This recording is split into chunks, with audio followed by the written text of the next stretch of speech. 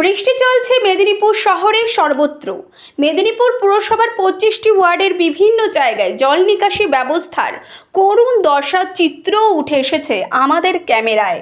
কিন্তু মেদিনীপুর পুরসভার 1 নম্বর ওয়ার্ড এলাকায় চিত্রটা সম্পূর্ণ বিপরীত।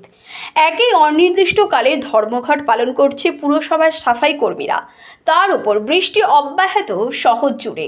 এই বৃষ্টিতে 1 নম্বর ওয়ার্ডের ঘাসপাড়া এলাকা পরিদর্শনে যান ওয়ার্ড কাউন্সিলর তথা ভাইস চেয়ারপারসন অনিমা সাহা। সাধারণত নিচু জায়গা হওয়ায় অল্প বৃষ্টিতেই জলমগ্ন হয় ওয়ার্ডের এই ঘাসপাড়া চত্বর।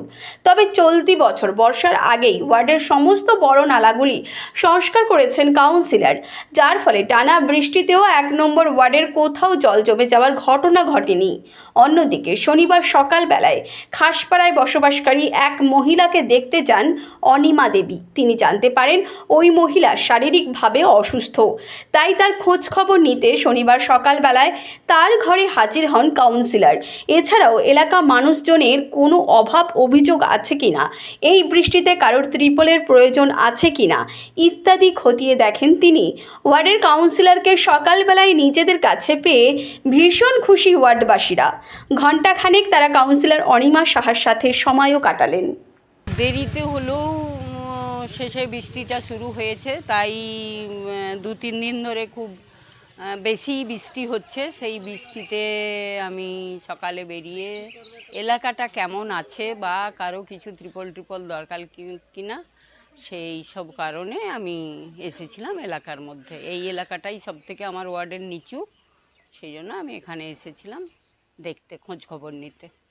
সাফাইয়ের কর্মচারীরা ধর্মঘট করেছে। আমার মহা ড্রেনগুলো মানে মহা নালাগুলো আমি ইতিপূর্বেই বৃষ্টির আগেই পরিষ্কার করে কাটিয়ে ফেলেছিলাম এবং এই প্রচণ্ড বৃষ্টিতে নালা নর্দমা ধুয়ে গেছে। কিন্তু আমার যে SWM এর কাজ, বাড়ি বাড়ি যে নোংরা কালেকশন করা, সেইগুলো একটু অসুবিধার মধ্যে পড়েছি, কিন্তু তাও কিছু ছেলে কাজ করছে এবং তারা ঘুরছে, নোংরাও কালেকশন করছে।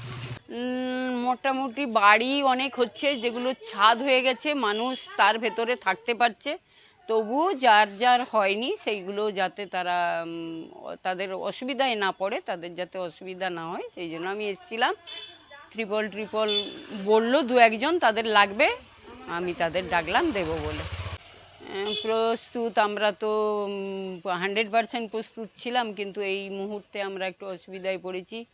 কনজারভেন্সির যে লেবার ধর্মঘট ওরা ডেকেছে, ওরা অফিসটা খুলতে দিচ্ছে না, তার জন্য আমরা SDOকে জানিয়েছি। আমরা চেষ্টা করছি যাতে স্বাভাবিক হয়।